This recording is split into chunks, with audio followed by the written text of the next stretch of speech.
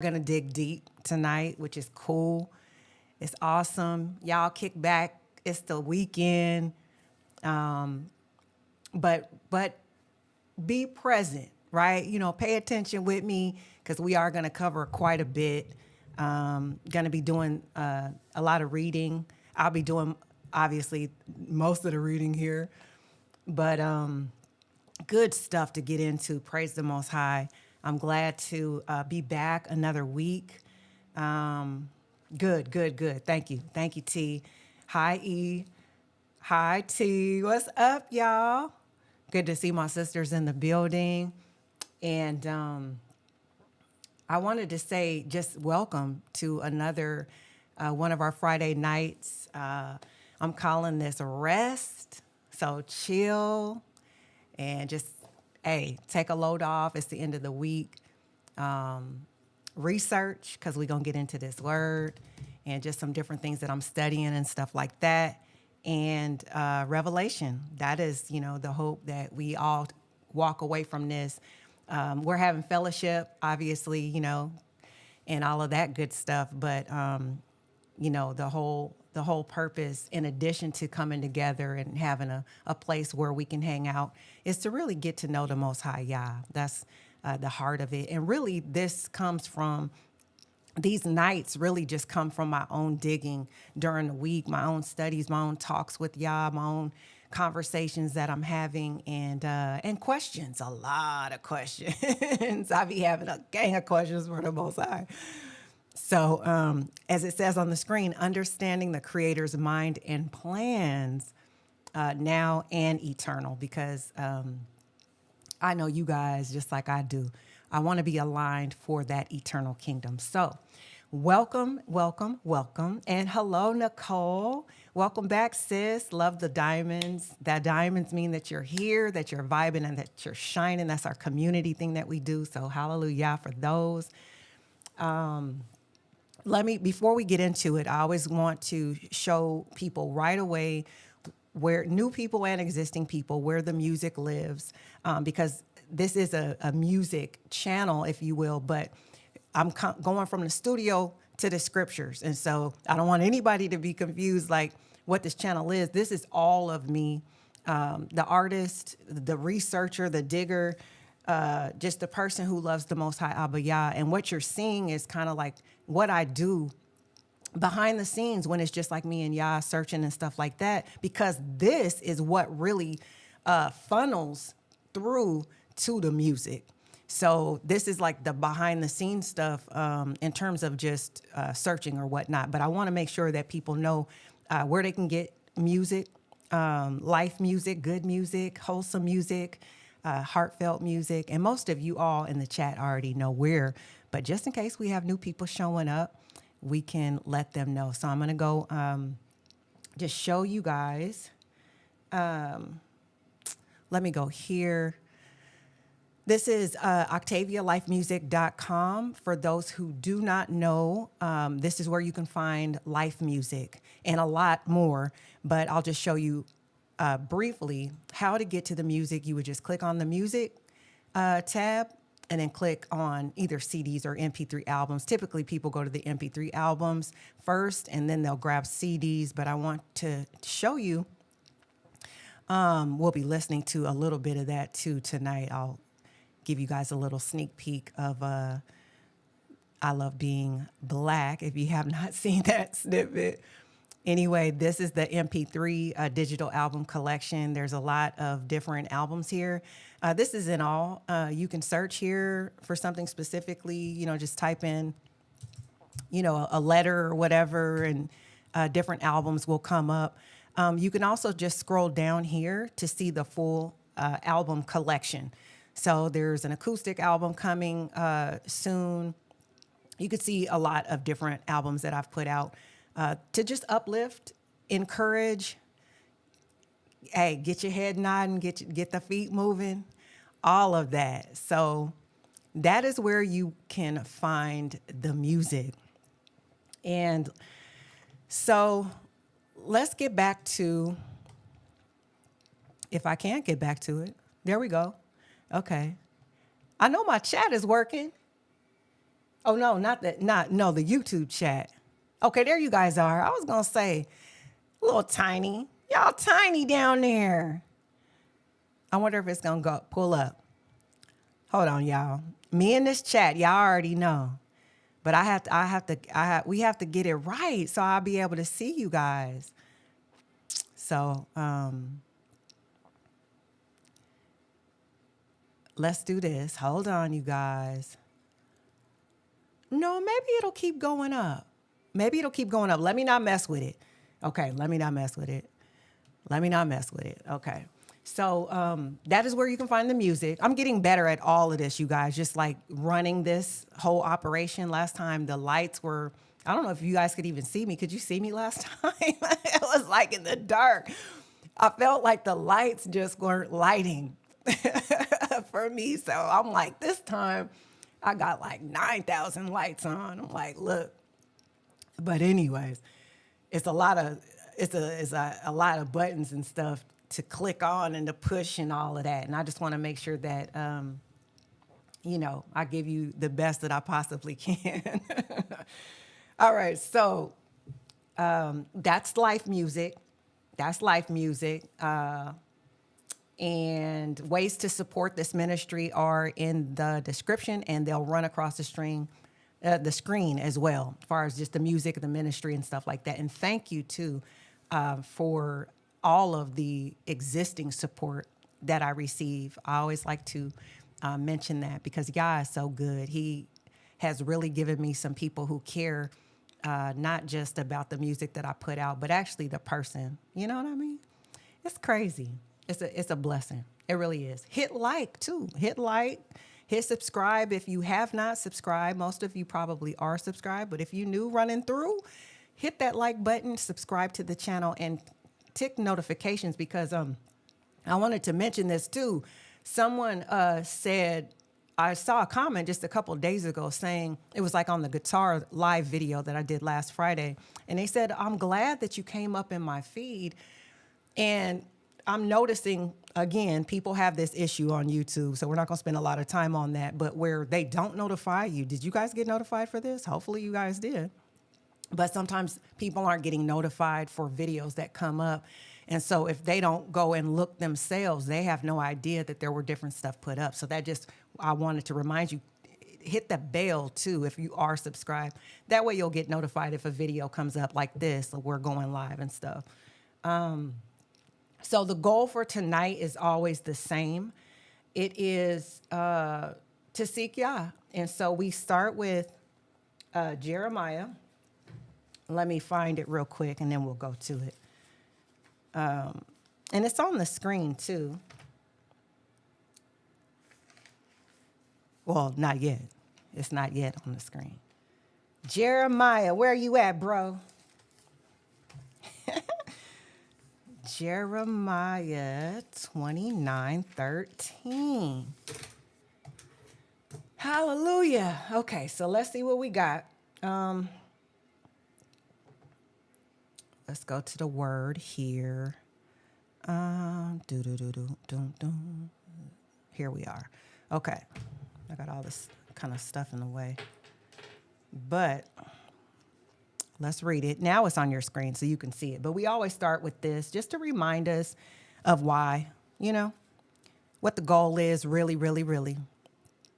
And Jeremiah 29:13 says, and you shall seek me and find me when you search for me with all your heart. And obviously, I love and I shall be found by you, declares Yah.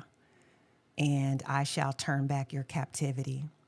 But the goal for tonight is, and you shall seek me and shall find me when you search for me with all of your heart. So by you guys coming, you can pat yourselves all the way on the back, because really what you're saying is, actually I can get off of that screen. What you're saying to, you're saying I want to be in fellowship, but I love the Most High Abba Yah, and I want to see what's up with him too. So hallelujah. That's so awesome. That's amazing. Okay. So tonight, what are we doing tonight? Tonight, we are going to look at, and I'm looking over here because I have some notes over here. I have this over there. Y'all know how it is, right? We're going to look at something happening in the book of Jeremiah. That's kind of where I have been. And I just go where the Most High leads. I try to just listen with the grand scheme being alignment for his eternal kingdom. Okay. But during my studies, there was a constant theme in Jeremiah. We're going to look at chapter 44. And then we're going to go over to 46. But there's a theme of warnings, disobedience, and consequences. And now you're like, okay, this don't sound fun. Hang in there with me. It's important. It's important, right? That we can digest the deep stuff that don't always tickle the ears, but it definitely keeps us aligned with the truth. And when I say truth, it's not like the truth. I'm talking about like because of the deception in the world is so thick and so strong, like even the elect are getting deceived. It is going to keep us aligned with the Most High Yah's truth, which is where we want to be in the coming hours, in the future. So anyway, I started asking questions, you guys, and just to kind of better understand Yah's punishment, because as I was reading, and we'll read, I was like, doesn't this sounds really harsh? And so I kind of went down a rabbit hole, and but it ended up getting connected to his covenant. So I started getting a better understanding. So we'll look at that. We're going to look at all of this tonight. It's going to be really good study. So we'll look at a couple different places. And like I said, we're going to be reading a lot, but it's going to be good. We'll get some revelation out of it. I'm really trusting the Most High Octavia to lead and to have his Ruach here with us and all of that good stuff. So before we get into the story of Jeremiah, though, I wanted to share a few thoughts. Let's see. She is hilarious. If you guys don't know who she is. Baby Charlene, you lit Beldine up in that group Let me text. tell you something, because I thought somebody with one wig, one pair of shoes, and one dress said something. Honey, it was necessary what you told Let me. me see, I'm just saying, why put me in a group text because you butt hurt? You butt hurt because I didn't want to come to your drive-by birthday party. It was terrible. Now you think you got something to say because you say it's Charlene in them white shoes. Baby, Charlene got 99 problems with a pair of shoes ain't one. Talk about it. It ain't no color Charlene needed, it ain't no color Charlene won't. Okay. Because I thought somebody with one pair of shoes said something. She tried it. One pair of shoes saying something. She ain't got it all, It y'all. always be the people that's doing the least got the most to say. Talk about it. Oh, what's the matter? Charlene don't want to come to my party. So I gotta feel like I'm getting her back. Mm-hmm. You ain't getting me back. You need to sit down. Because Oh. I will embarrass you. Talk about it. I will embarrass you. You want to talk about dressing? Let's have a dressing competition. Let's have a dress off. Baby, she can't touch you. Let's have a dress off. You couldn't even see me in my sleep. When I get ready to go to bed, your dresses couldn't compare to my sleepwear. Talk about it. Oh, my God. Now, what I want you to do is stop bothering me. I'm praying for Ruby. Stop Don't bothering cry. me. Because I think she's sick. What's wrong with her? That little hateration, she might be dying. Baby, that'll give you a heartache right Yeah, there. she on the last few days, we're going to keep her lifted because let me tell you something, being the hater, take you to your grave. She's dying of heart disease. So you Wait, did you hear what she just said? Being a hater will take you to your grave. She does not have it all. Oh, my gosh. realize and recognize that you are a fan of these people. Mm-hmm. Stop accepting that hate and be motivated and inspired by their greatness. Come on. She's inspired by my greatness. Because I thought somebody with one pair of shoes said something. But let's talk about her wig since she want to talk about your It's just one shoes. wig. That's What Ruby is it about? It's instigating. extra dry. She looked like she pulled it out of dress and put it on her head and come to church. Oh, my God. Period. And I'm tell you something. If we're gonna tell the truth, if anybody want to know if somebody went home and read my diary, they will see that I was writing in my diary secret prayers for her. No, she Yeah. not. Because I felt like the wig was gonna catch on fire during Oh, the no. times of the summer. Oh, yeah. At And that I barbecue. always prayed that a flame did catch and take her on the glory. I Oh. was lifting her up while she was trying to tear me down. Because you're a good person. Good Oh, my God. Oh, Oh my Because I God. thought somebody with one pair of shoes said something. Oh my gosh. Sincerely signed, Charlene in them white shoes. Don't bother me. You better walk. Y'all.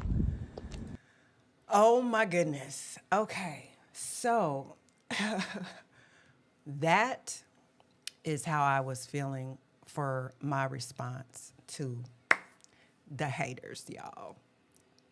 Not really the haters, but just the climate. You know how it is. There's a lot of craziness going on out there. You put something up, encouraging and empowering, you're going to get people that come out of the woodworks or whatnot. But this was a little bit different. But anyway, I wanted to laugh. I hope you guys enjoyed that too.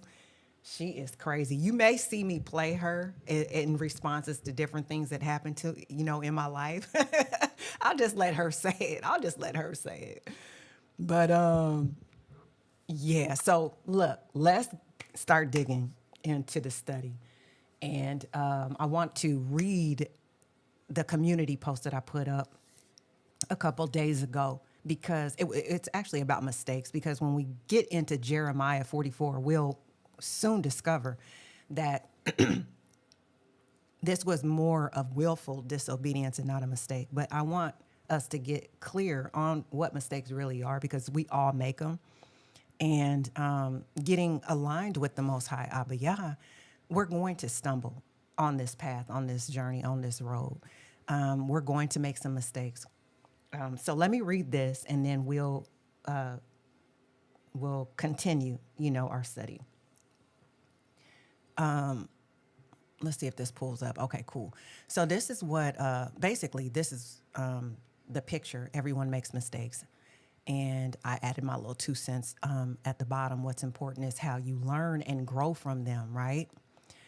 So it says, I get daily affirmations. It's from this app. And I think it's called Daily Affirmations, literally. It's free. And it's a nice reminder when it pops up randomly on my phone. Today, which was a couple days ago, 3 days ago, said, everyone makes mistakes. And I was like, excuse me. Yeah, that's true. But like I said, what's really important is how you learn and grow from them, right? Because even if you're making mistakes, nobody hits a home run every time they step up to the plate. That's why we have to be kind to ourselves. We don't let ourselves off the hook, but we don't beat ourselves up, right? After all, life is pretty hard. That's reality. And it's even more challenging when you're trying to live righteous and you're trying to be on a narrow path against the entire world system that is like the wide road and the easy deception and all of these different temptations. Like that is what is being promoted around you. So for you to still be sticking with Yah, he sees you, trust me. And so I just said the beautiful part is if you're still breathing, that means you have another chance to make things right, another chance to analyze, to observe, to gain wisdom, to be better next time, to grow through what you go through. And so I just wanted to share that reminder. So let's do this. I wanted to go to ChatGTP real quick in context of what we're going to be reading. And I want to ask it, even though we may or may not already know the answer. But I want to see, does it have my other chats up? Okay, here's our new heaven and earth. We were there for a little while, but I want to make a new one because this is going to be kind of like for definitions. I want to see, is there a difference between a mistake and disobedience? So let's ask before we get into the text. Actually, you know what? Better question. How about, what's the definition? Sorry for the typos in advance. I'm not going to correct them. I'm just letting you guys know. What's the definition of a mistake versus, a mistake, and what's the definition of disobedience? Excuse me. But Are they the same things? And then, and we probably can come to a conclusion that they're not, but I just want to see what they throw in there as far as the actual definition. And I'm going to say, I always say, you don't blab. I don't say it all the time, but sometimes when I just need a quick answer, we just don't want to be here with them. There we go. That's more concise. Okay, so a mistake is an unintentional error. Ooh, that's good. Unintentional. Let's hang on to that when we read the text. An unintentional error, doing something wrong without meaning, lack of knowledge, oversight, accident. Oh man, I made a mistake. I didn't know that I was supposed to do XYZ and I ended up doing XYZ. I didn't know. Accident. Okay, mistake. Okay. Disobedience is a deliberate choice to not follow a rule, command, or instruction. This is great that we can see the difference, because what Judah was doing in Jeremiah at this time was not a mistake. And we'll see that it was literal willful disobedience, and we'll get a better understanding of why the punishment was so harsh. Because that was one of the things I was really grappling with the Most High, is like every time I open up the original covenant, there's this theme of people being warned because, of their disobedience, or vice versa, their disobedience, so then they're warned. But then there's always this very harsh punishment. And it's not just back then, it's like what we can see now with our people. So even though we can sing like I love being black and all of that, it's like a responsibility though, and for everyone, right? For all of people, there should be a responsibility to live righteous with the Most High to the best of your ability. And I always throw that in there because I don't want anyone to mistake me for acting as if this is the standard and I do no wrong. It's like, no, I'm a human just like you guys. I'm studying and digging just like you do. But what I do want to be is more aligned and close to the Most High Yah's presence, and have him changing me and transforming me as I get closer to him. So those old things fall off. And so anyway, okay, boom, we got it. A mistake, we get it. Unintentional error, disobedience, a deliberate choice to not follow a rule. Are they the same? No. A mistake is accidental. Disobedience is intentional. Okay. So, and I like the fact that, real quick, because we might be saying, well, a mistake, unintentional. I've made some mistakes and it was kind of like, you know what I mean? I don't know if it was unintentional. Well, look at what it says in the parentheses, though, lack of knowledge. So sometimes if you grew up, for instance, I was on the streets when I was a teen, and if you didn't have that kind of footing from home, your father in the home and a stable upbringing, if you will, hitting the streets, well, now that I look back in hindsight, yeah, that was a mistake, but it was due to lack of knowledge. I didn't have the knowledge to understand how dangerous it was out there, or that I wasn't, I was putting myself in a bad situation, or these people really didn't care about me. So think of it that way too, a lack of knowledge. It's not always an accident. Sometimes you just don't know better. You know how they say you do better when you know better. In this case, we'll see in Jeremiah that these people knew better and they still didn't do better. And so we definitely don't want to be like that. So, okay, cool. So we got that. Let's go back to Jeremiah. We're going to do some reading real quick. Well, I shouldn't say real quick, because it's a chapter that has quite a bit of verses in there, but just kick back, hang in there with me, you guys. So yeah, let's go to the Bible and see what we got. Jeremiah 44, I think. Yeah. Here we go. And if you have any thoughts, any comments, questions, anything that pops up along the way, feel free. This is not just my space. This is our space. What I am going to do is turn off this heat, though. There we go.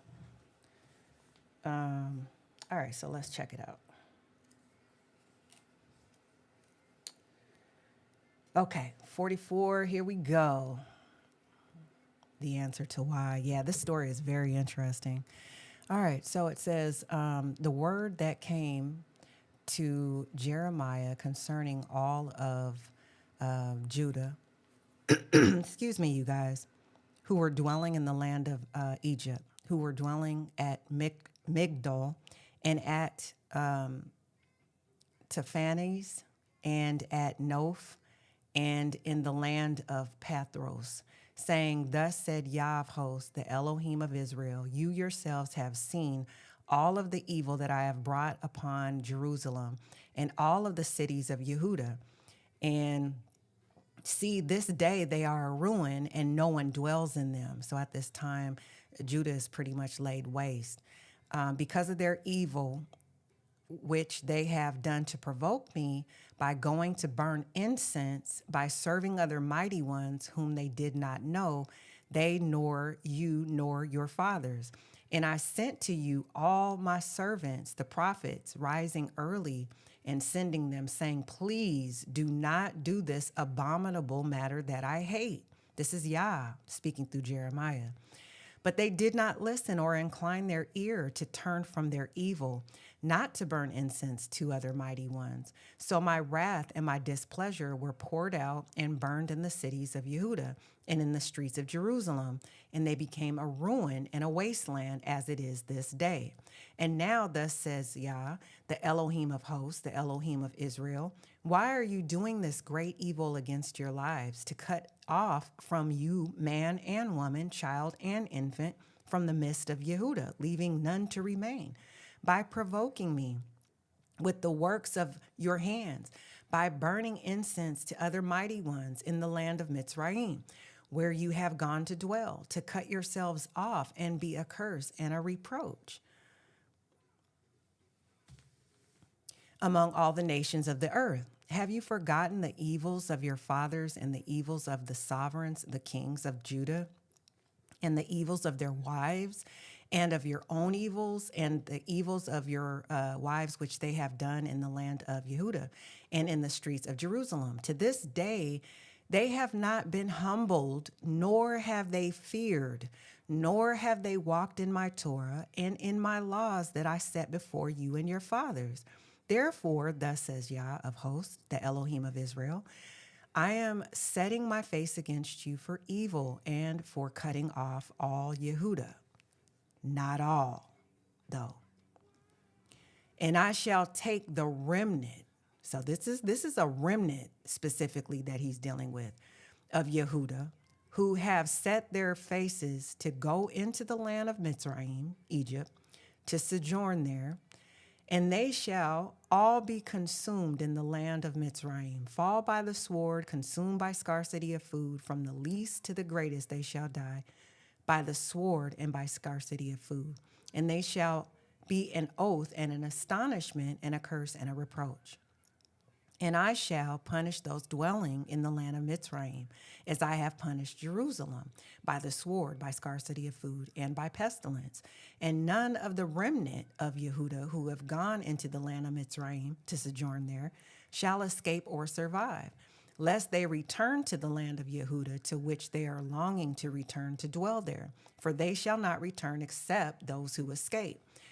Then all of the men who knew that their wives had burned incense to other mighty ones, and all of the women who stood by, a great assembly, and all of the people who dwell in the land of Mitzrayim in Pathros, answered Jeremiah, saying, We are not going to listen to you in this matter about which you spoke to us in the name of Yah.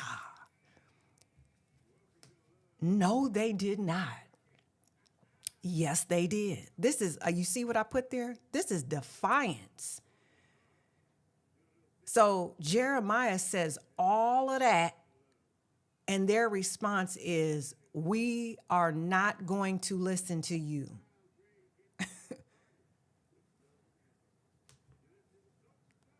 Period.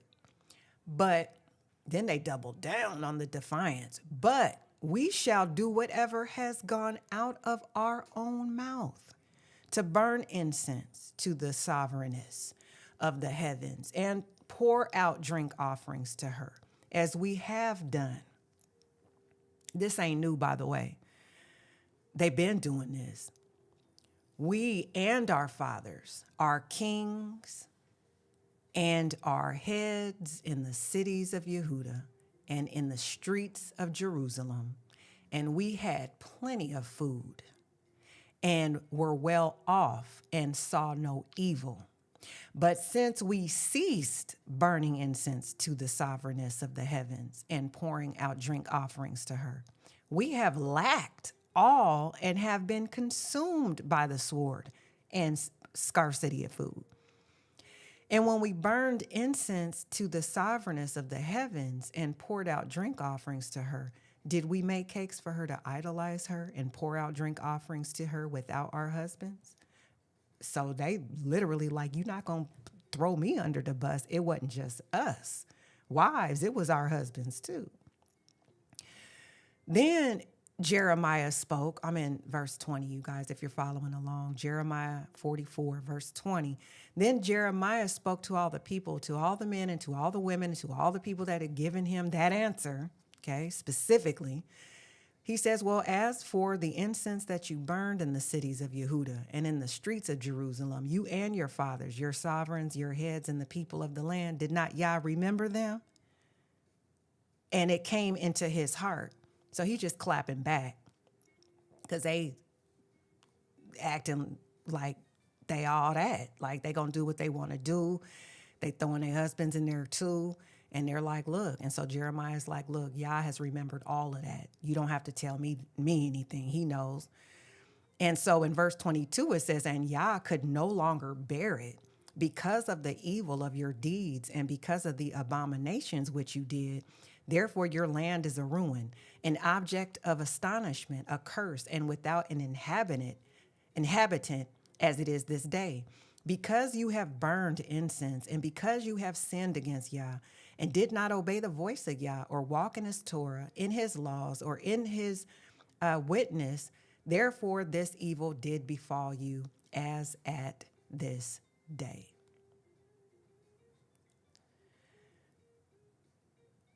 And that is, they're in Mitzrayim, by the way. So anyway, I put reoccurring theme. And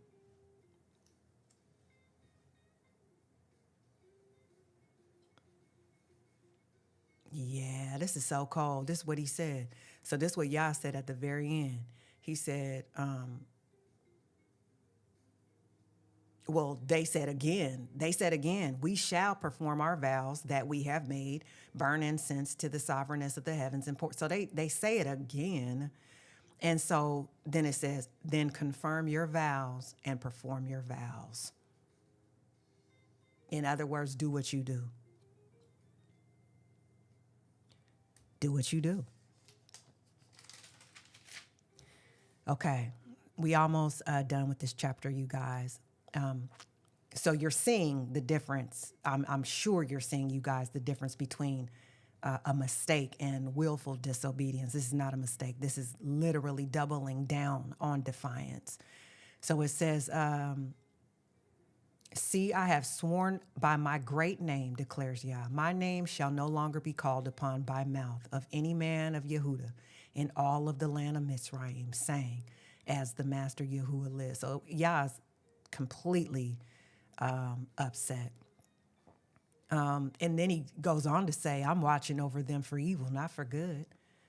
You know, you want the Most High's eye to be on you, and for a good reason, not to make sure that the punishment goes through as intended. And so it says,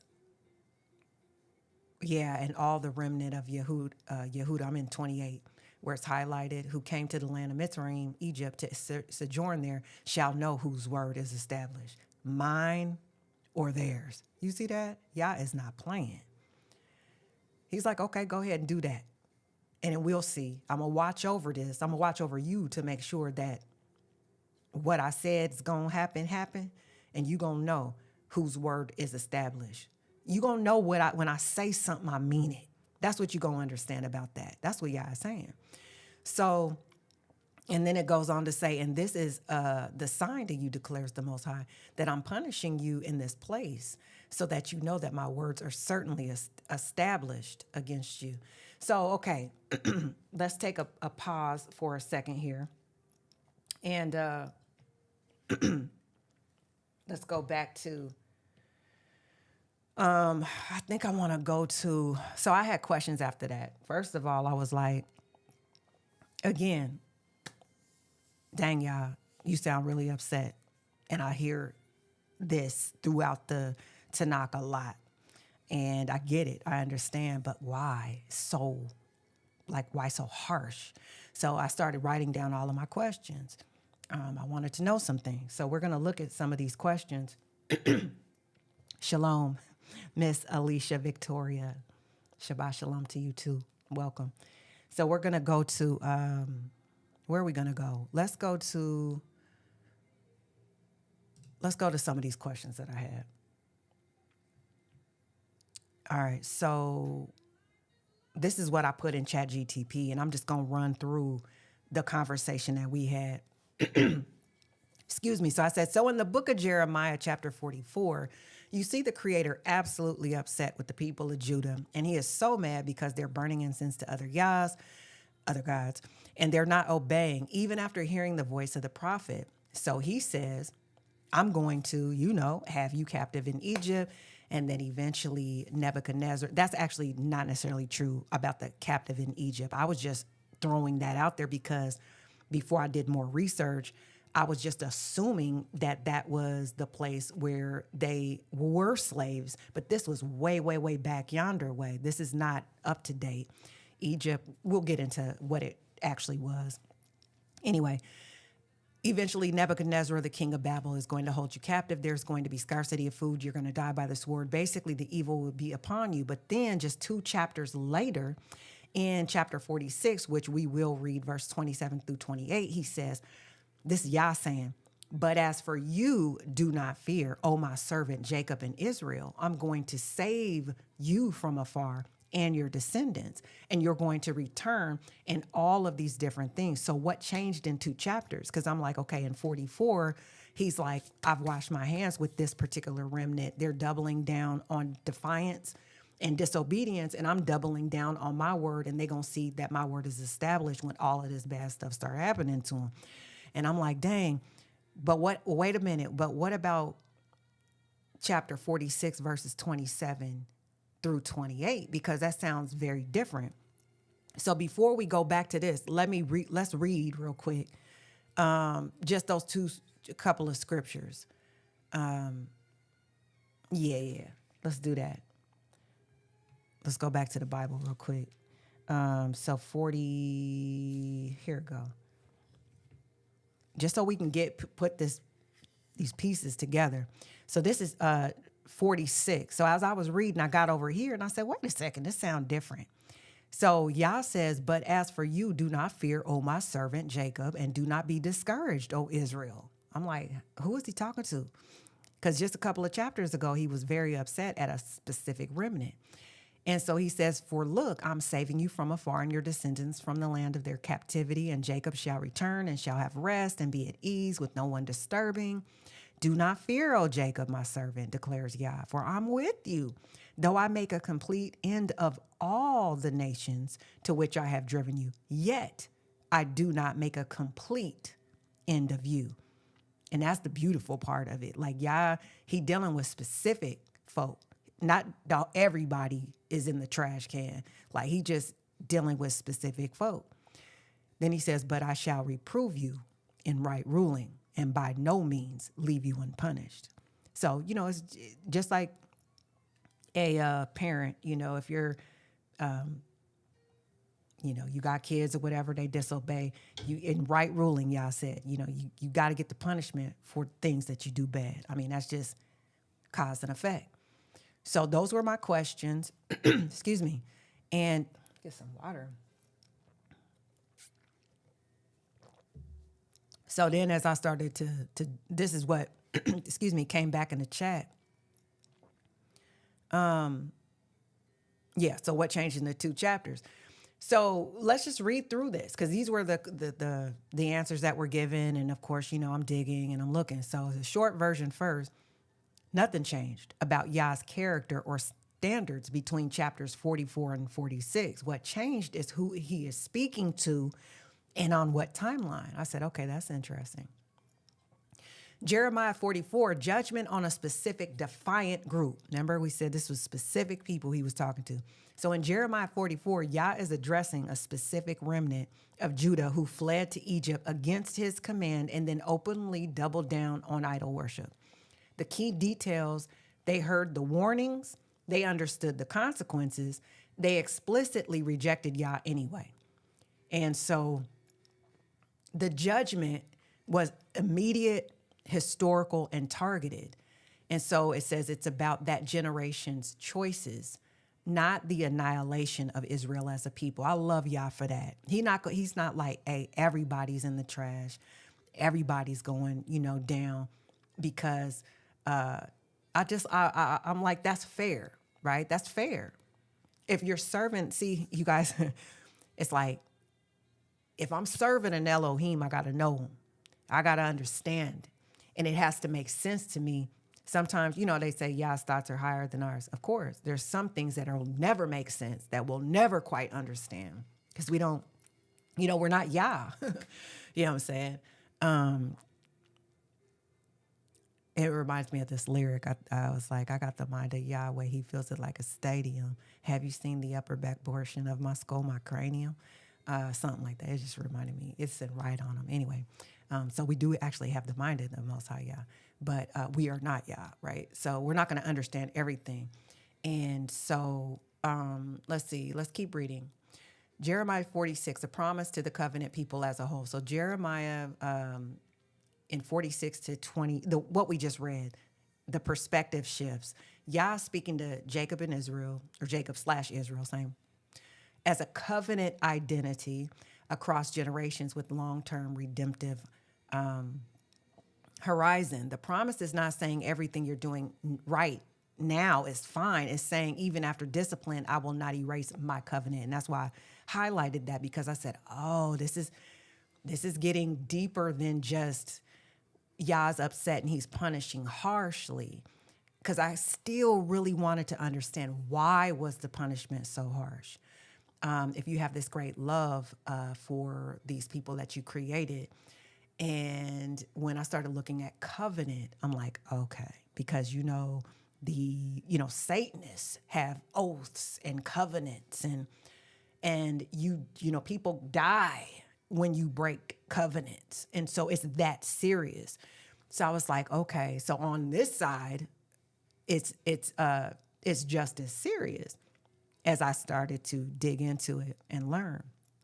So the language, notice the language: I will save you from afar. I will bring your descendants back. I will discipline you with justice. I love that. That's what I was really trying to get at. I will discipline you with justice. I love that. I'm not going to just beat you down. Like, if that's your child, you're not just going to try to beat them down to hurt them. You're giving them a spanking, or you're giving him a punishment or her a punishment because you love them. But you have to do it with justice. And there's reasonings behind it. It's not for nothing. But I will not make a full end of you. And so it says the key distinction: discipline versus destruction. Biblically, Yah often holds two truths at the same time: severe discipline for real sin and unbreakable covenant faithfulness. Yah's good. So Jeremiah 44, that long chapter we read, emphasized justice. Jeremiah 46 emphasizes the mercy within the justice, at least that portion that we read. So let's go down to 4. Timeline matters more than chapter numbers. And it says biblical books are theological compositions, not linear diaries. Jeremiah jumps between audiences, time frames, and immediate history, and then the future hope. So 2 chapters later does not mean 2 weeks later, or that Yah calmed down. It means that the lens zoomed out. I like how that was framed. That helped me understand what was going on, because it seemed like Jekyll and Hyde a little bit there for a moment, but now I get it. I understand. Hopefully you guys are getting it too. So why this actually makes Yah more consistent, not less. If Yah judged idolatry harshly and still preserved Israel, that shows he does not ignore sin. He does not abandon his promises. Both are true at once. So if he only judged, he'd be tyrannical. If he only forgave, justice would be meaningless. So I get that. I understand. Jeremiah holds both. Intention is what this is saying. And so we get down to one sentence summary. This may help it click. Jeremiah 44 is Yah speaking to rebellion in the present. Jeremiah 46 is Yah speaking to redemption beyond it. So I had another question and I put it in there. I said, well, why was this harsh punishment? What's the core of the Creator's frustration? Why is it a punishable offense to worship other Yahs or gods? It must be tied to something serious, though. They didn't think it was, obviously. That's what I just typed that in there because I'm thinking, obviously, for them to just be like, yeah, Jeremiah, whatever, like, and still do what they doing. I'm like, they must have not have thought it was that serious. And remember what they said. They were like, we're being fed. We don't lack. We're not getting trampled down by the sword. Things is looking good when we do this idol worship. When we don't do it, that's when it seemed to be a drought. I'm just saying that has happened in our lives. Can anybody relate to that? Where you are doing the right thing, but yet things still ain't coming through? I'm just saying. So you're like, what's happening here? Well, so ChatGTP comes back. And of course, we know, you guys, this is just an algorithm. It's not a person. It's not a thing. These are, everybody knows what ChatGTP is. But what I'm trying to say is that this is like having resources, unlimited, any dictionary, any encyclopedia, any scroll, any definition at your fingertips. So you're harnessing the information so that you can get clarity. So that's what this is being used for. So it says, this is a deep, fair question. And you're right. If the punishment feels that severe, then the issue must be more serious than you picked the wrong religious option. The text itself assumes that, even if the people didn't fully grasp it. So here we go, layer by layer. The core issue is covenant betrayal, that word covenant. In the biblical worldview, Israel's relationship with the Creator is not casual. It's not a casual belief. It's a covenant. It's not like just my faith. I just believe, I just believe. I believe in God, or I believe, No, this is a covenant. More like a binding treaty or a marriage than a philosophy, and even more than a marriage, because marriage these days, people like, well, I'm just going to get a divorce, marry somebody else. They're not even like really sticking true to how that is supposed to be a covenant. When you marry somebody, it's supposed to be till death do you part. Like, you're not supposed to go get somebody else. Like, if things don't work out, or, he started getting on your nerves or she started getting on your nerves, you're supposed to try to stick that thing out, unless obviously there's something crazy, taking place or whatnot. But so I would say the covenant to me hits a lot deeper when you understand what covenants are and how they do bind you. So if we're bound to the Most High Yah, which is a good problem, it's not a problem, but a good thing to be bound to, then there's, again, instructions, rules, regulations, if you will, that we have to try to figure out what his mind is, what the plan is, so that we're in alignment with him, so that we have the safety, we have the security, we have the protection, we have the shalom, we have the joy, we have all of the promises, we have the abundance, we have everything that he has promised us to have. It's not just about getting something from the Most High Abba Yah, but you definitely want to be in alignment for anything that you can get here on this planet, right? So in the biblical worldview, we'll keep reading, Israel's relationship with the Creator is not a casual belief. Okay, we said that, we read that. So when Yah reacts strongly, it's because you are not just believing something else. You're breaking a sworn relationship that defined your identity, your protection, and your future. This is why the language throughout Jeremiah often sounds relational. You have forsaken me. You have broken covenant. You trusted in what cannot save. And then it reminds me of what we just read when Yah said, it said, Yah could not bear it. That sounds like it's hitting his heart. It makes it feel closer in, and as it should. But sometimes we think of Yah, kind of up there or over there or whatever, because you can't necessarily see in the physical. But when he speaks like that, it makes it feel like, ooh, this is relational. I don't want to forsake you, Yah. I don't want to break your covenant. I don't want to trust in things that cannot save. So idolatry isn't treated as a mistake. It's treated as unfaithfulness. Okay. And then I just put my own little notes. This was covenant rebellion and direct rejection of a prophetic warning from Jeremiah, basically a refusal after clear instruction. All right. So it says, are you guys okay? You guys all right in there? You guys are hanging in there with me. Good. Just want to make sure you guys okay. Take a deep breath and take a little bit of water. I love getting into this because it just helps us understand the mind of Yah, helps us understand what was taking place, what was going on, in this time. I've learned, coming from Christianity many, many, many years ago, so much in the New Testament that I just want to go back. Yeah, this is what Yah told me to do. He told me to do this. He said, you go back and you learn about me. You learn about my mind. You learn about my ways, my covenant, all of these things, right?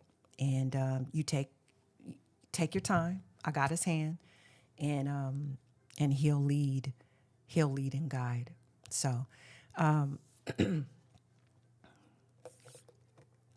Nicole says she all right. Good. You guys all right. Just want to make sure.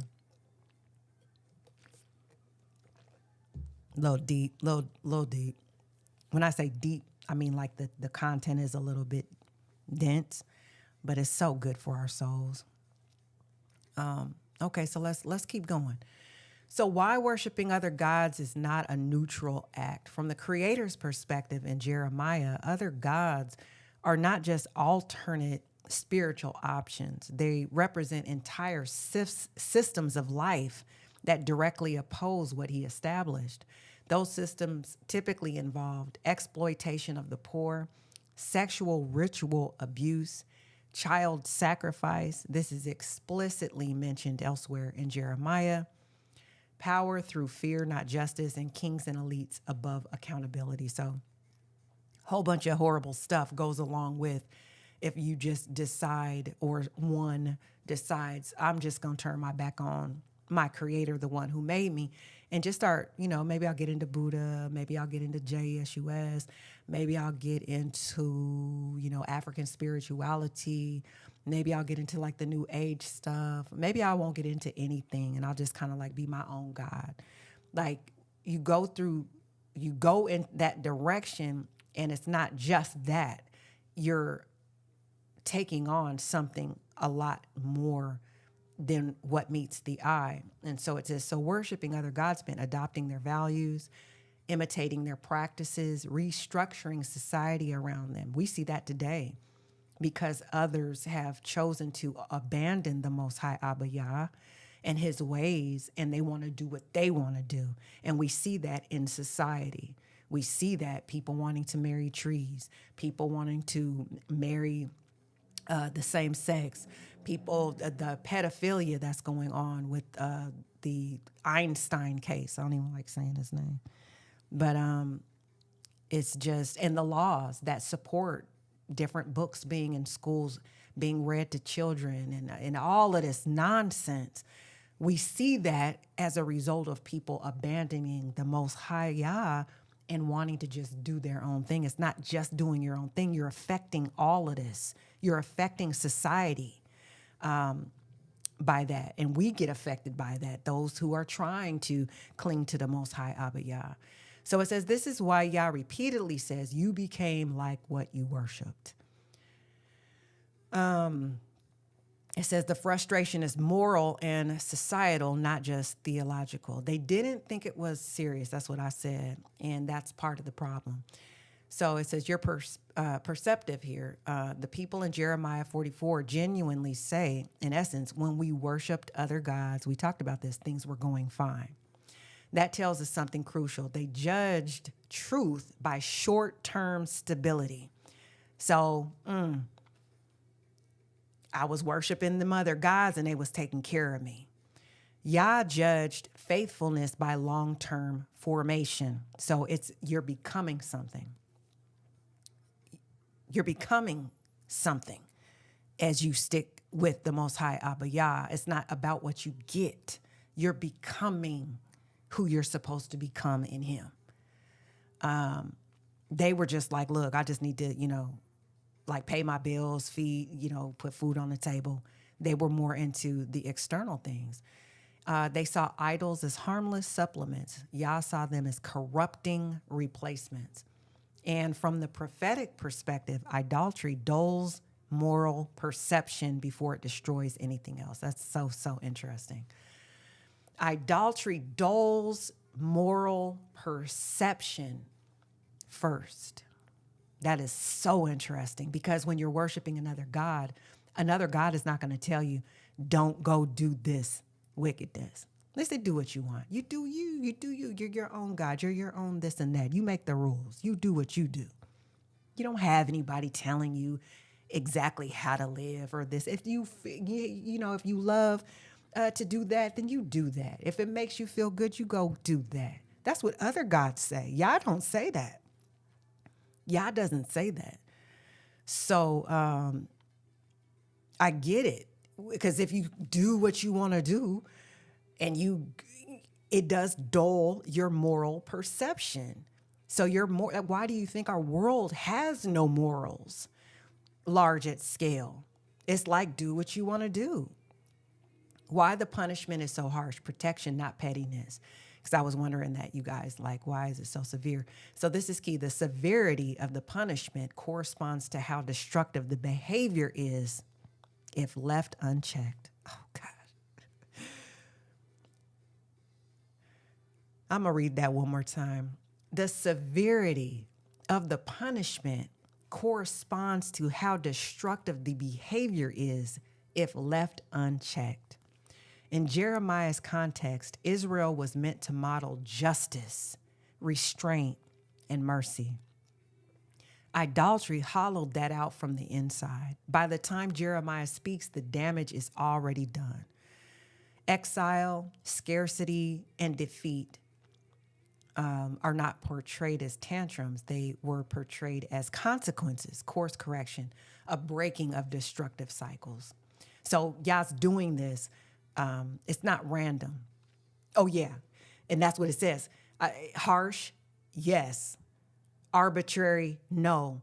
And I said, just so that we know, arbitrary means something is decided randomly without clear reason or logic. So Yah's not doing this without thinking, or it's just random. He's just like picking something out of a hat, a punishment, and it's like, this is it. I'll go with that.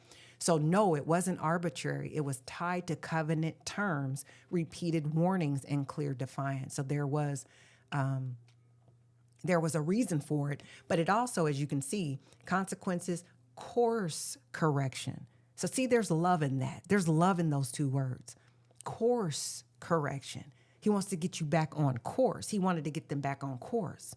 He wants to get his people, us here on this planet, in the United States, in the entire world. He wants to get us back on course. So you have to do what you have to do to get the people back on course.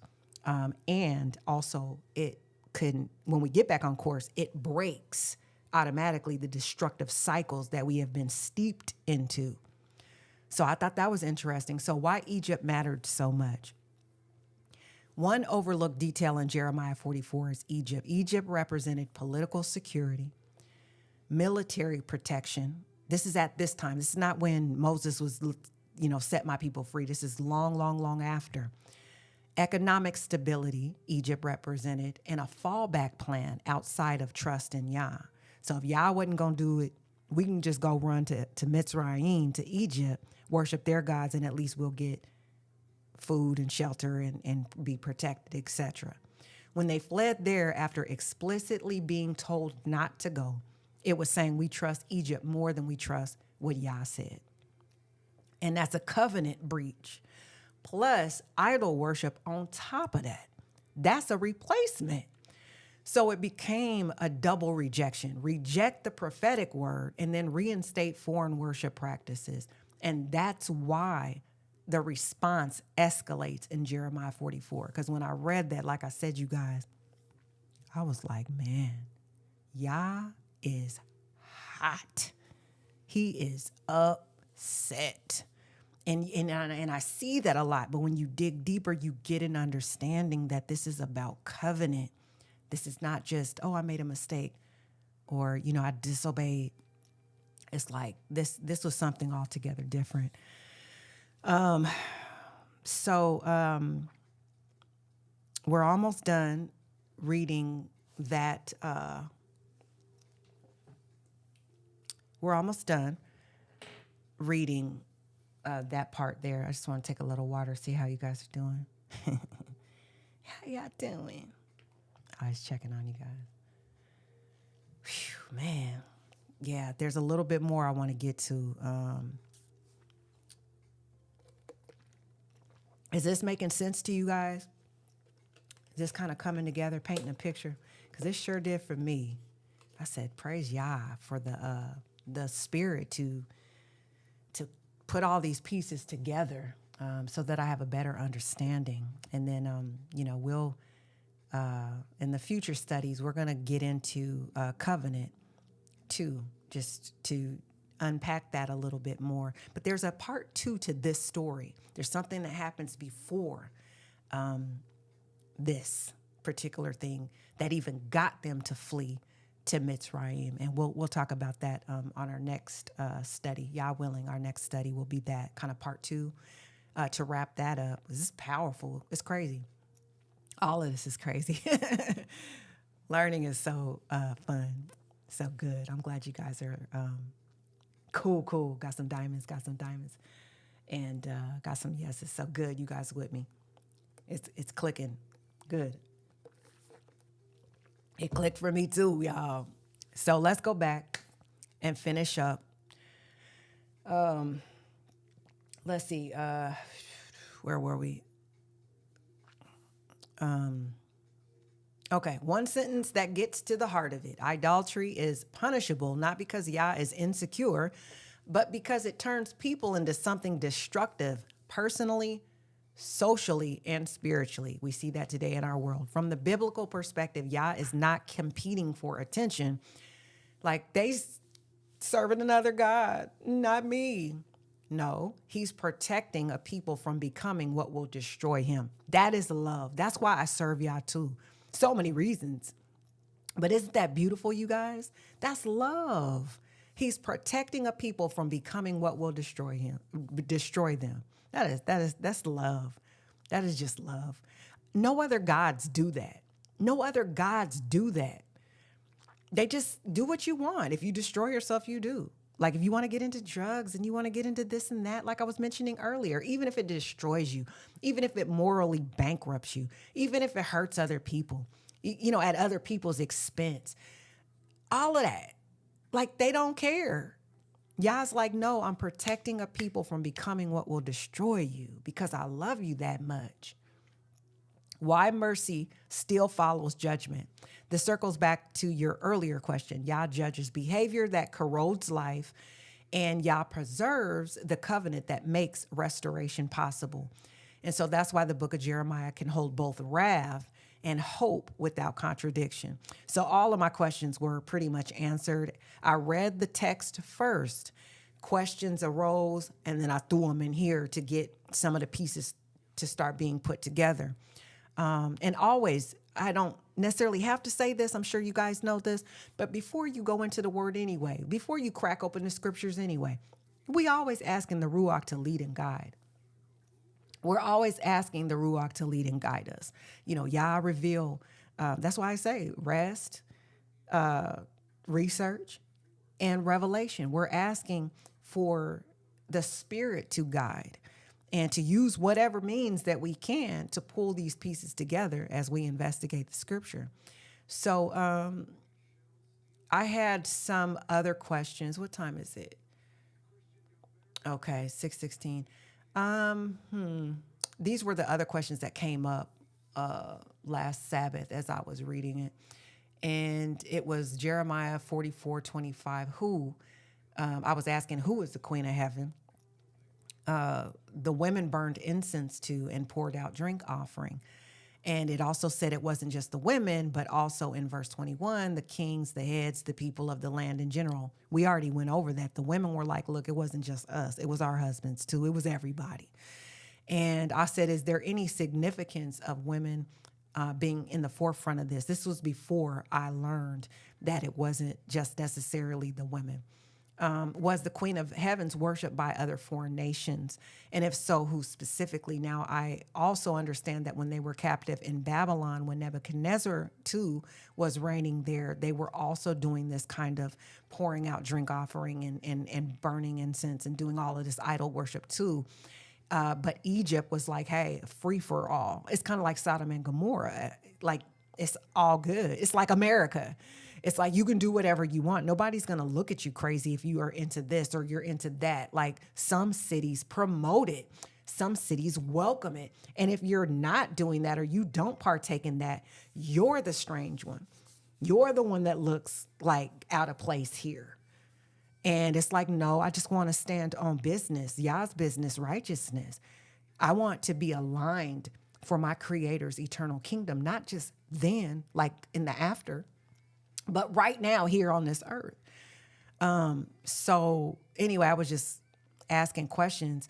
Was the Queen of the Heavens worshipped by other foreign nations? And number 4 is, where are other passages in the Tanakh or scrolls before Jeremiah's time that this sovereignist worship was happening? I wanted to know if this predated, like how far does this go back? Was this just an Egypt thing? Was this Babylonian thing? Was this like a god that had been on the scene way, way, way back in the day? That and Yah was like, I know he gets upset of any god, whether you're putting your children through the fire to Moab or whatever, but like I wanted to just see if there was a specific disdain for this particular one, and who kind of started doing this idol worship first. Where did it originate? And then, is the act of burning incense and pouring out drink offering to spiritual deities a breach in covenant? Well, we already know that. That answer is clear. Absolutely. But again, this is stuff that just kind of popped up in my mind after, like literally after I read Jeremiah 44. I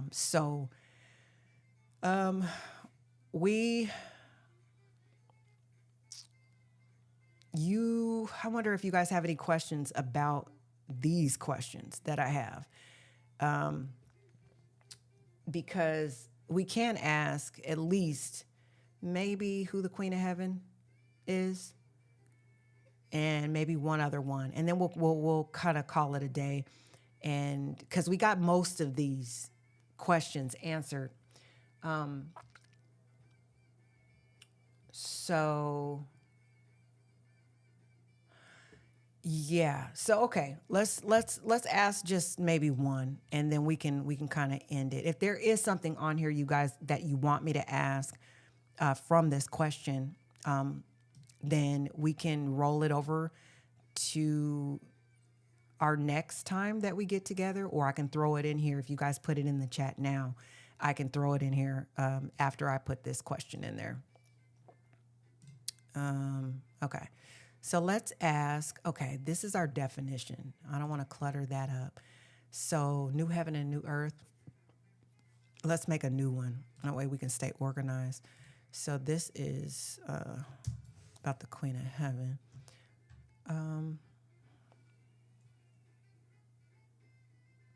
Is there anything else that might have significance that we still are walking away going, okay, we get it, willful disobedience. We understand why the punishment was so harsh. Even though they were warned, they doubled down on their defiance. just a hardened heart. We understand why, though. It's not like, why would they do that? It's like, no, we understand why. It was external things that they were getting in exchange for the idol worship. They were being fed. There was no scarcity of food. They said it themselves.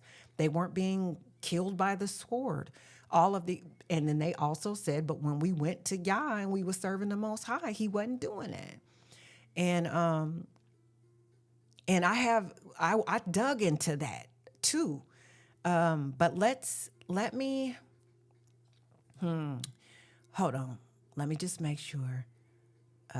Yeah, okay, I know that. I don't want to go too deep into that yet. There was something though.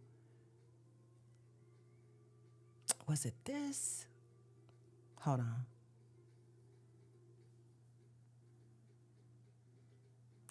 Was it this? No, that's next.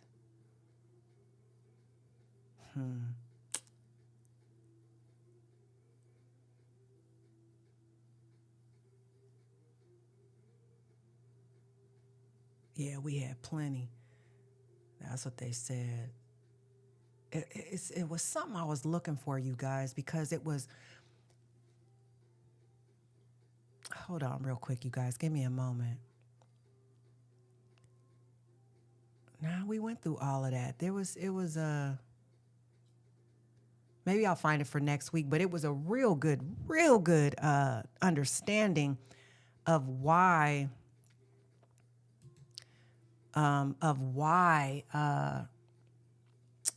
what am I trying to remember? It was a real good understanding of we can get in, that'll be another study. We'll save that. I don't want to put too much in here, but it was about like what's the point of faith if there's no guarantees? And the guarantee, I put this in a song. It's crazy. Y'all so good. Psalm 26. Walk away with that. Tuck that in there for your Shabbat. Just go ahead and read that. Read that out loud as this is your prayer, that you're praying that to Yah. Psalm 26. That's all in a song. Full song he gave me. Crazy. Because I was asking that question like, hey, Yah, like, what's the point? What's the guarantee? And it was so dope. It was like, it's not even about what you get from me. Like, hold on to my promises, hope, dream big. Yeah, you know what? This is what I want you guys to do. And we'll ask this question. And then, if you guys have any thoughts or questions at the end. But this is, what was it? Hold on, let me go to this real quick. Let me go here so I can find this.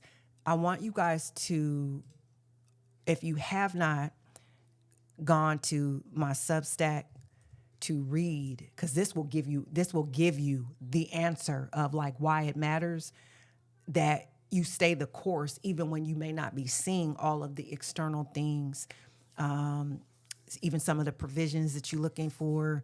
It might be taking a little bit long, but this is the reason. If we didn't already understand by what they did and the things that happened to them, it's not a fear-based thing. It's not like, oh, well, we better serve them. Otherwise, this is going to happen. That's not what it is. He's protecting us. He loves us. He's course correcting when we go off. But the reason why we serve him is because, of course, who he is. He's the creator. But it's like he is the definition of truth. And so in so much deception, you could get caught up and not even know it. You could be believing a lie and not even know it. And so you want to make sure that you're as close to the truth. You want to be in proximity to the truth. And that might not matter. That might not matter to some people.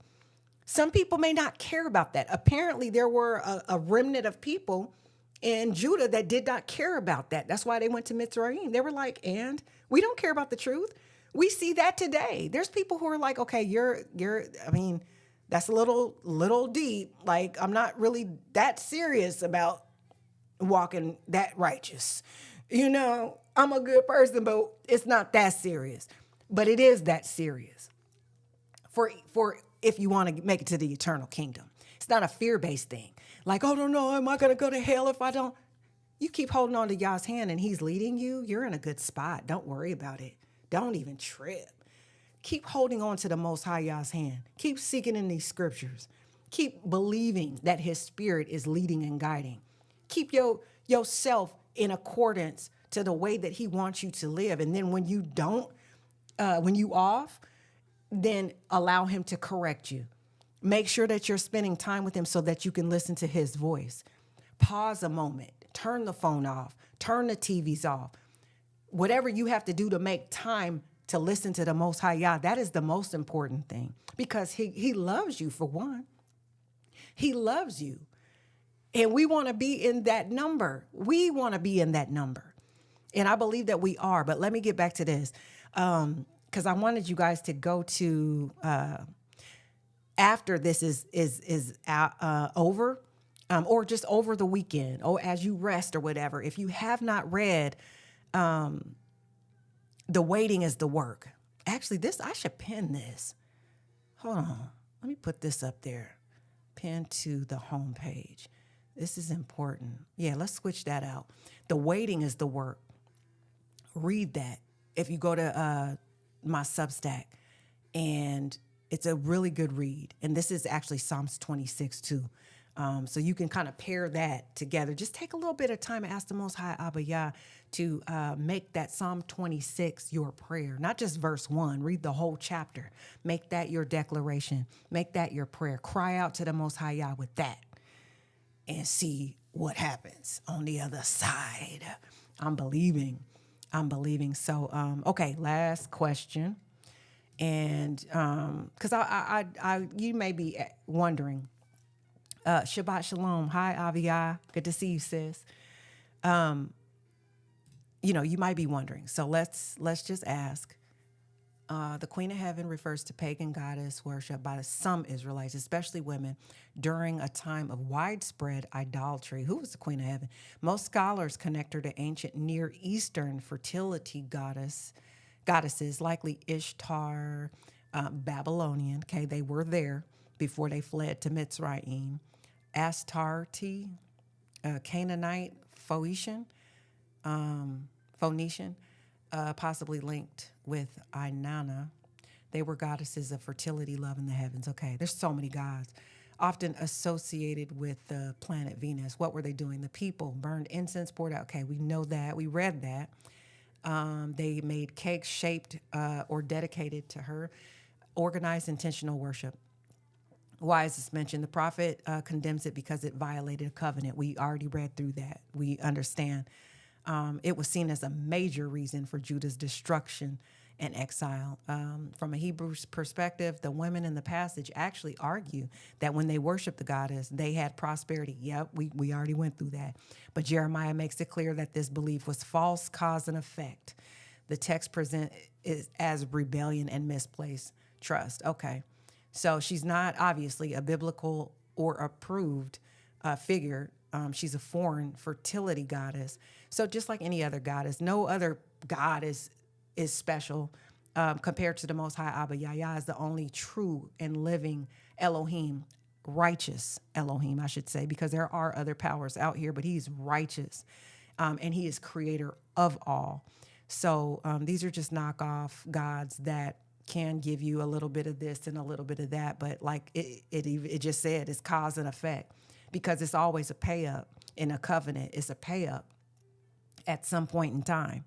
You got to keep doing that. You got to keep pouring out drink offering. You got to keep doing that. Just it's no difference than the music industry or any of these satanic industries, the government, any of these the worldly systems. You have to do certain things to get to certain places, and so it's no different here. You think that this God is going to protect you if you stop doing what you have to do. And see, this is this is why I love the Most High Yah. It's a faith thing. It's like there are different things that he wants us to do and live by, but the faith and the belief in him is the core principle of it all. Like love him, believe that he is, believe when he says this or when he says that, believe his word, even if you can't see it. And that's why I want you guys to really read that Substack, because that is what I'm living, right now, is in the midst of all of the blessings and, the provision and all of the beautiful things that the Most High Yah has done and continues to do even this year, even in 2026. I still have goals and I still have dreams and I still want different things and need different things, right? But he knows that. And it's like you might want something, but he might be giving you exactly what you need. And I'm learning that his truth and being in proximity to him and understanding and learning him is the prize. That's the gift. And so you won't be disappointed when you think something should be happening. Yah should be doing this. And what can I get from Yah? Nah. What can I give Yah? Can I give Yah my life, more of it? Can I give Yah my time, more of it? Can I give Yah my faithfulness, more of it? And in return, I'm becoming what I'm supposed to be becoming for the Most High Yah right here and preparing for the eternal kingdom. You see how that works? So it's like if you do get something, cool. But it's like that's not why we're serving him. And then we don't get discouraged and we don't get down and be like, oh, man, this ain't working. What's the point? No, we don't get like that. Life, hey, y'all sprinkle a little bit of good and there's a little bit of challenges. It's like, that's just the life that's ebb and flow. That's just what it is. And so having a perspective and understanding it from that angle does help. And then obviously we don't want to be in the number of the cats that was doubling down on their defiance. I mean, that's just crazy. And there's people like that. We understand that. Some people, like I said, they don't care about righteousness to that degree. They're like, look, if I'm hungry and if bad things are happening, I'm going to say this ain't working. And I'm going to go somewhere else where it is working. We can't be like that. We gotta stay the course. We gotta be faithful like Yah's faithful. You know? And they say, well, why? Because he's truth. And as soon as you start worshiping and going a different direction where there's deception,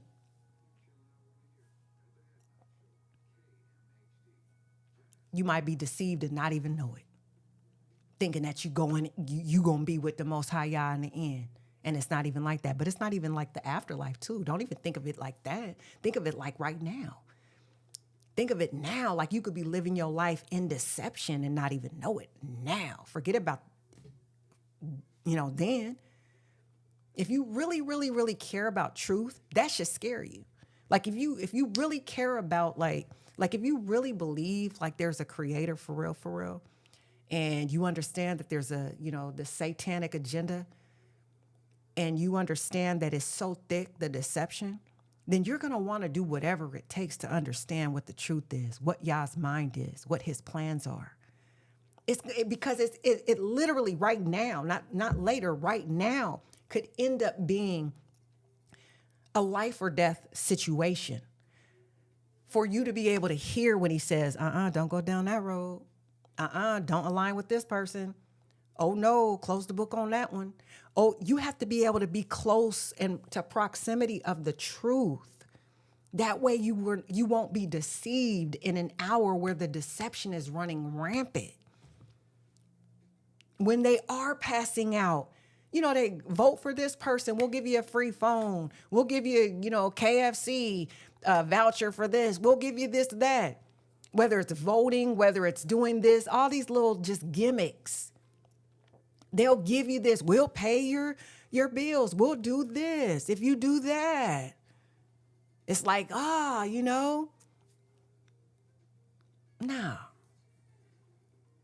Oh, man, I'm a little bit hungry, y'all. I'm a little bit hungry. You don't think he gonna come through and feed you in a famine? I said that the last time we was together. It's a reason why he keeps saying that to me. Like, hey, your stomach might be hungry for however long, but you don't think he's going to come through? You hold on. You eat that word. You eat his word. You believe in his promises, because as soon as you come and say, as soon as you be like, I can't, look, I'm hungry. I'm thirsty. I'm scared. And they got a whole sign over there talking about buffet, all you can eat, safety and security. We got you. No struggle. I'm going over there. Peace. Deception. You've lost. You've lost this life. You've lost this life. And potentially, if you don't come back to your marbles, if you can even come back, a lot of people that go into the deception never come out. So there's a lot to consider, a lot to think about tonight. Thank you guys for being with me. Thank you guys for listening. Thank you guys for being here. I really, I commend you because we're digging into deep waters because we love the Most High Yah. And we want to know what his mind is. So that is, we went long today, didn't we? But I think this was good. I hope you guys enjoyed it. I always want to end with hope. Okay, so we're going to end with Isaiah 65:17-18. Can somebody read that in the chat? I'm going to act like I can hear you guys. Can somebody read that in the chat? Somebody please get Isaiah 65:17-18. Anybody? Anybody want to put that in the chat for me? This is our hope. And I'll get it here too while somebody else is getting it. Y'all get this one for me. I wish that they had, I can leave voice comments now on YouTube. They introduced that. It'd be kind of cool if you guys could actually leave a voice thing. So like when I just said that, somebody could pop up, hit a button and literally be reading it. And then the whole chat can hear it. That's what y'all need to do, YouTube. If you haven't got that in the works or the plans yet, that'd be dope. Make it really interactive. Isaiah 65:17-18.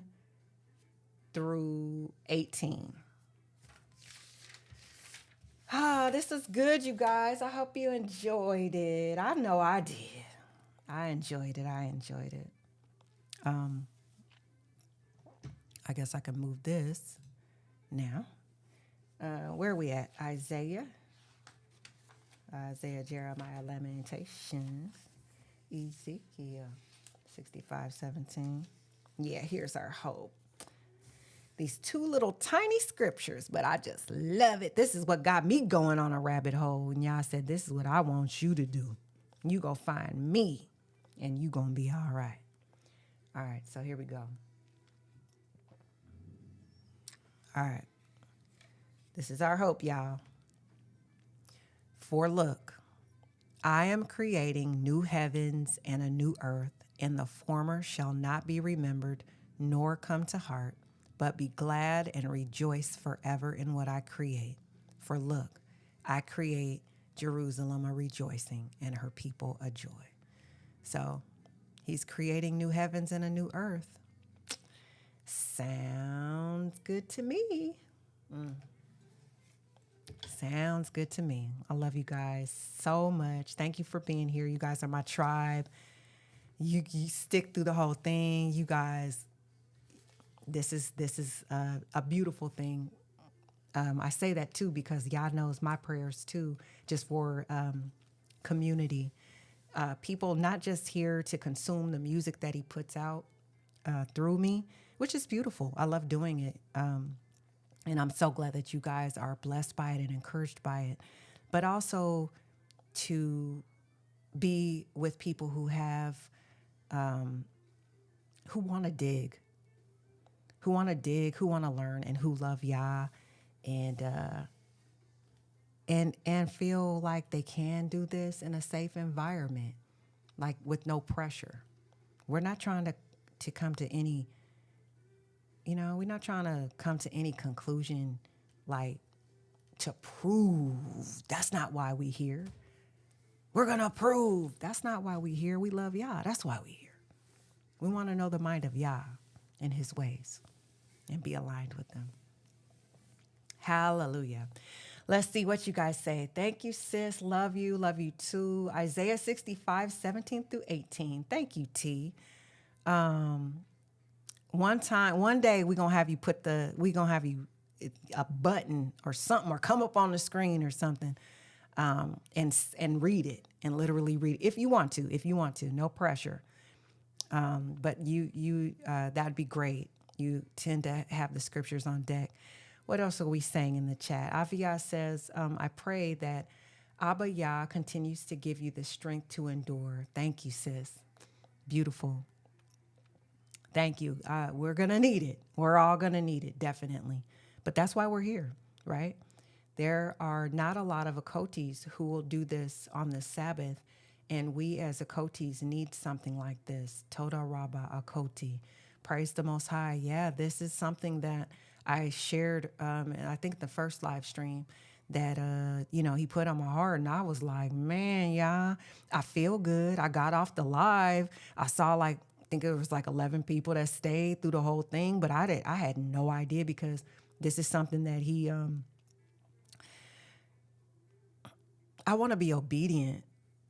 I don't want to wait and have a delayed response. When he says do something, I just want to do it. Even if it's not something that I feel like I would rather be making music, Abba Yah. And he's like, I know you're going to do that too. But I want you to show folk how you search when you're talking with me and when you're asking all of these questions, because I know I'm not the only one who has different questions. We haven't even scratched the surface of some of the things that we gonna get into. But it's so important. It really is. And plus, it's a joyful search. Ain't nobody crying. Y'all ain't crying, as you? We laughing. We got joy. Nobody crying, getting off the live. We got joy. We searching Yah with joy, but we understanding, we understanding his mind. It's the whole point. If you're married to somebody or you have a really close relationship with someone, if you don't understand the way that they think, it's gonna be a troublesome journey with that person, because it's gonna be misunderstandings, miscommunication. It's not gonna be a good look. When you communicate and you have an understanding of their mind, what did you mean by that? That's why you ask so many questions. It's a great thing to ask questions. So yeah, praise Yah. As long as he tells me to continue doing this, I'm going to continue doing it. And I always say, as led, because I never want to get religious with it. We're going to do. There might be sometimes last Friday, if you guys were here, it's on my channel. It was like an hour and a half or something. I just got my guitar. I just felt like, my strings were changed, new. I was in my room praising. I said, I ain't keeping that to myself. It was feeling good. I said, nah, man, I feel good. I'm sure others would feel good. They'd feel my energy through this, feel the spirit, feel these tunes. So I fired up the live. And if you haven't seen that, it's on my channel. Beautiful. Just cut it on while you're cooking or while you're resting or reading or whatever. Just have a little music in the background. But it was beautiful. But see what I mean? I didn't come here to do a study because I always want to be led. So, hopefully next week I'll come back and we can do part 2 to do the follow-up. But, just come to the channel and I usually put an update you'll see we're going to be doing it. Or I'll just come out. I try to communicate and let you guys know hey, no scripture study this week. And sometimes I don't even do that either, So just check. But hopefully next week we can come back and do another part 2, but we'll see. But yeah, praise Yah. I'm glad you guys enjoyed it. And keep your head up and your shoulders back. Again, like I said, if you were here in the beginning for the song, I Love Being Black, then I'm glad that you were able to hear it in its entirety. That's going on Queen's Mix 2, which is coming soon. Patreons, like I said, will be able to enjoy that. You guys can go deeper in Patreon if you want. It's available to you. There's no pressure, but it does. It's just a blessing to have people closer in to be able to get the whole experience. But I was going to say that song will be snipped out of the replay. So if you come back and you're looking for it, it's actually going to be in Patreon. after this processes. And then lastly, little housekeeping as we close is please, once this video closes out, I always tell you guys to do this because it really does help more people that are subscribed to the channel see the video, since they don't necessarily like to push my stuff out. Not just me, but a lot of content creators have this issue. Come back and comment. Please leave your thoughts, leave your 3 blue diamonds, whatever you want to share. It's all good. You can leave a couple of comments if you want to. And don't forget to like the video as well. So with that, you guys, I think I'm going to peace on out of this joint. It is 6:47. I'm starving. I made some pasta. And what is it? Sun-dried tomato. I'll tell you guys what I did. This is what I did. This is what I did. See if this sounds good to you, because it was good to me. I sauteed onions. This is the way we going out on Shabbat. I sauteed onions, and I, salt, pepper, and got them down. And then I put some mushrooms and got them sauteed, and, garlic, and cut up some fresh parsley, 2 kinds of parsley, the regular parsley and then some Italian parsley. Don't let the Italian fool you. It doesn't really taste like Italian food or anything like that. Anyway, bam, put that in there. So now they're covering the mushrooms. Everything's in there. And I'm like, I see some fresh spinach in the refrigerator. Maybe I should cut some of that up too. So I cut some fresh spinach up and I throw that in there. So everything's getting all, onions caramelized. Everything's mixed in there. And I'm like, okay, now I can pour in my sauce. So no, I did not make the sun-dried tomato sauce from scratch. I ain't Betty Crocker like that. Nah. But so I got this sun-dried tomato sauce, and I got two of them, and I put them in there with all the good stuff. So I let that just kind of simmer on the back eye while the noodles were boiling. And gluten-free noodles. I like my noodles kind of like al dente, not obviously crunchy. They're done, but I hate mushy. You know what I mean? So anyway, drain those. And usually what I'll do is put like a little olive oil and kind of garlic, salt, not like a lot, but just a little butter, kind of like garlic butter noodles, if you will, if you can just kind of picture that. So that way when they all come together with the sauce, it's just like, bam, it's yum.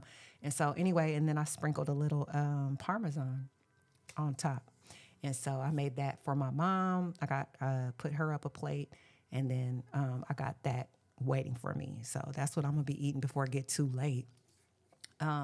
So yeah, that's what I'm having. And I have some vegan, dang it, I should have brought them out here. I'll bring them next time. They're so good. But I have to make them last till June because my mom got me like these, they're like vegan, gluten-free, plant-based. They're like all of the things, doctor approved, but they're so good. They're chocolate. I'll show them to you next time. I would share them with you if you were here. I would just like break out the bags and be like, you guys want some? But maybe I'll just have to imagine what it would taste like. But I'll bring them next week if I can remember. Okay, so anyway, that's what I'm doing. And I love you guys again. Head up, shoulders back, and shalom for now. All right. Peace out, you guys.